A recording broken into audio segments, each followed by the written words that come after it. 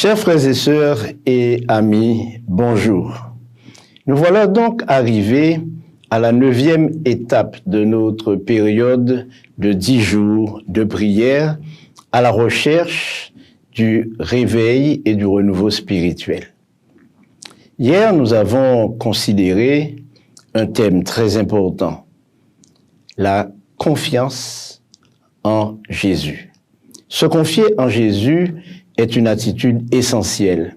C'est elle qui détermine d'ailleurs la suite à donner à notre existence et à nos projets. Aujourd'hui, nous allons considérer une question, une vraie question, une question qui a de l'importance pour tous ceux qui veulent plaire à Dieu, mais qui veulent le faire dans des conditions que le Seigneur accepte. Et la question est, qui œuvre? Qui œuvre? Qui agit? Lorsqu'il est question de faire la volonté de Dieu, qui agit? Dieu à travers moi ou moi pour Dieu? La Bible nous révèle que les hommes ont été créés pour de bonnes œuvres. Mais cette création n'est pas naturelle, car après le péché, l'homme a hérité d'une nature faillible, une nature faible, une nature où la pratique des bonnes œuvres n'est pas quelque chose d'habituel. D'ailleurs, beaucoup de personnes dans l'action évangélique se posent la question et se demandent si les résultats qu'elles obtiennent correspondent à ce qu'elles s'imaginent être ou à ce qu'elles croient être. Un jeune étudiant en théologie avait été envoyé au Kenya pour prêcher l'évangile. Arrivé là, dès les premières soirées, juste une trentaine de personnes assistaient à ces conférences et au fond, ils se demandaient est-ce qu'il était à la bonne place et est-ce qu'il travaillait dans de bonnes conditions. 30 personnes, après avoir fait un battage médiatique très important, il y avait de quoi être découragé. D'ailleurs, il espérait beaucoup plus. Il était donc frustré et il s'est enfermé dans sa chambre pour prier. Et l'objet de sa prière, qui a duré au moins 4 heures, était de savoir qu'est-ce qui n'allait pas. Son désespoir était tel qu'il se demandait est-ce qu'il était réellement dans la bonne direction. Les résultats attendus n'étaient pas au rendez-vous et il était pourtant sûr que Dieu avait entendu sa prière. Alors, même si il avait des craintes très importantes et des doutes encore plus grands, son esprit était troublé et il le sera davantage lorsqu'un soir, il voit arriver 600 personnes. Et puis, 700. Quelle surprise! Mais sa surprise ne devrait pas s'arrêter là, puisque de 700, les assistants sont devenus 1 millier. Imaginez-vous une campagne d'évangélisation où plus de 1000 personnes sont présentes. Au terme de cette action évangélique, 39 personnes acceptèrent Jésus et furent baptisées. Et ceci a suscité de nombreuses questions.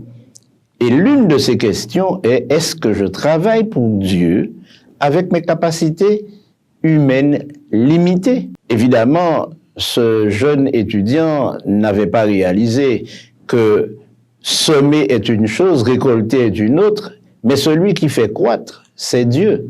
Et si nous pensons que ce que nous faisons est suffisant, ou que nous sommes suffisants pour ce que nous faisons, nous risquons d'être déçus. L'autre question est-ce que Dieu opérera-t-il à travers moi en m'apportant ses capacités divines? Ces deux questions nous placent devant le réel mystère que représente la grâce de Dieu. Car la Bible nous révèle le mystère de la grâce qui agit avec puissance à travers de simples hommes faibles et limités. D'une manière générale, lorsque nous abordons le travail du Seigneur, nous ne devons jamais perdre de vue que nous ne sommes que des pions, que nous sommes que des éléments que Dieu anime par son esprit lorsque nous voulons lui faire confiance. La deuxième chose que nous devons retenir, c'est que lorsque nous travaillons pour Dieu, nous devons le faire avec sérieux. Nous devons remplir nos tâches sérieusement, du mieux que nous pouvons, car en réalité, c'est de notre foi dont il s'agit. Dieu veut utiliser ces circonstances pour nous augmenter la foi. Notre foi dépend non pas des résultats que nous obtenons. Bien sûr, il joue un rôle, car bien entendu, lorsque les résultats ne sont pas au rendez-vous, le découragement peut prendre place. Mais la parole inspirée nous dit, la prédication de la parole ne servirait à rien sans la présence continuelle et l'assistance du Saint-Esprit. N'oublions pas que le rôle du Saint-Esprit est de convaincre de péché. S'il nous a convaincus de péché et nous a amenés à la décision, nous a amenés à la conversion, c'est ce qu'il fait et accomplit pour tous les hommes qui sont au contact de l'Évangile et de la parole de Dieu. C'est pourquoi la prédication n'a aucune valeur, aucune vertu si derrière le Saint-Esprit n'agit. Les prédicateurs les plus éminents, les plus éloquents peuvent penser que les foules qui les suivent sont mues par le Saint-Esprit. Mais il ne faut pas non plus oublier que pour les tromper, l'ennemi de nos âmes peut en convaincre plusieurs. Chers amis, frères et sœurs, ce n'est ni par la force, ni par la puissance que nous pouvons obtenir des résultats, mais par l'action essentielle et unique du Saint-Esprit. Beaucoup de prédicateurs doivent être qualifiés par l'Esprit de Dieu pour enseigner, pour prêcher. Sans cette aide de l'Esprit, il n'est pas possible d'aller très loin dans la prédication. Certes, on peut tenir de bons discours, écrire de beaux sermons. Tous ces outils et tous ces matériels, spirituels bien sûr, doivent être mus eux aussi et recevoir l'empreinte et l'endossement du Saint-Esprit. Ce principe est un principe qui s'applique à tous nos engagements, qu'il s'agisse du ministère pastoral, qu'il s'agisse de l'enseignement, de la mise en œuvre d'un projet de mission, de la formation d'un enfant ou de toute autre chose. L'action du Saint-Esprit est essentielle, car ce n'est pas par la puissance, ce n'est pas non plus par la force humaine que le succès peut être obtenu. Ce n'est pas non plus la puissance émanant des hommes qui fait le succès de l'œuvre, mais il est certain que c'est la puissance des intelligences célestes qui, collaborant avec l'homme, le conduisent à la perfection. Nous pouvons avoir de nous une idée très haute, très grande de nos capacités. Nous pouvons étaler nos diplômes, nous pouvons faire étalage de nos connaissances bibliques. Mais une chose est sûre, il faut être connecté avec le ciel au quotidien. Notre exemple, notre modèle, c'est ce qu'il faisait. Jésus, dans sa position d'homme, restait en contact avec le ciel. Il entretenait un lien dépendant avec le ciel au quotidien. Chaque jour, le Seigneur se retirait en quelque part pour communier avec son Père, pour dialoguer avec lui et rechercher la puissance du Saint-Esprit. Et c'est pourquoi il était soucieux de demander à ses disciples en permanence, est-ce qu'ils croyaient en la puissance de cet esprit? En Jean 14, verset 10, il pose cette question, ne crois-tu pas que je suis dans le Père et que le Père est en moi? Les paroles que je vous ai dites, je ne les dis pas de moi-même, et le Père qui demeure en moi, c'est lui qui fait les œuvres. Avons-nous conscience que Dieu prend sur lui, prend à son compte d'accomplir les bonnes œuvres lorsqu'il nous utilise? Et ce n'est pas parce qu'il nous utilise que cela nous valorise. Il y a des gens qui pensent que Dieu leur parle, que Dieu est leur interlocuteur privilégié, oubliant que Dieu parle à tous les hommes. Et Dieu est prêt à entretenir cette relation intime avec tous ceux qui ont confiance en lui. Personne ne pourrait aujourd'hui faire étalage du monopole qu'il a du Saint-Esprit. D'ailleurs, les hommes ne réalisent pas à quel point Dieu est attentif à leurs moindres désirs. Et c'est pourquoi l'apôtre Paul, qui est aussi un modèle dans ce genre de relation avec le Saint-Esprit, n'hésite pas à nous enseigner comment aborder les choses. L'apôtre Paul a accompli une œuvre d'une grande ampleur, mais il était conscient qu'il ne pourrait pas le faire ou qu'il n'a pas pu être l'auteur de cette œuvre. Et c'est pourquoi il n'a pas cessé de rappeler son humanité, cessé de rappeler ses faiblesses. Et la recette qui lui a permis, à un certain moment de sa vie, de comprendre qu'il n'était qu'un instrument, un vil instrument, c'est lorsqu'il s'est écrié « J'ai été crucifié avec Christ. Si je vis, ce n'est plus moi qui vis, c'est Christ qui vit en moi. » Frères et sœurs et chers amis, Christ doit vivre en nous. Il doit demeurer en nous et nous devons demeurer avec lui.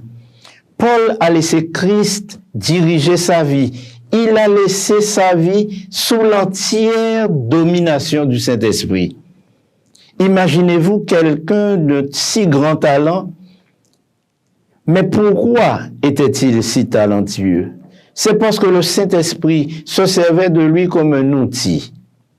Oh, chers amis, pour ceux qui ont déjà utilisé des outils, avez-vous fait l'expérience de les placer dans un coin et d'attendre qu'ils fassent le travail? Les outils sont des instruments. Ils doivent être mus par une main. Ils doivent être mus par une intelligence. Si vous laissez une truelle, un marteau, une scie dans un coin, jamais aucun bout de bois ni aucun ouvrage de maçonnerie ne sera accompli. Il faut qu'il y ait quelqu'un qui tienne l'outil. Et c'est pourquoi Paul a renoncé à son autonomie. Il a renoncé à ce qu'il était.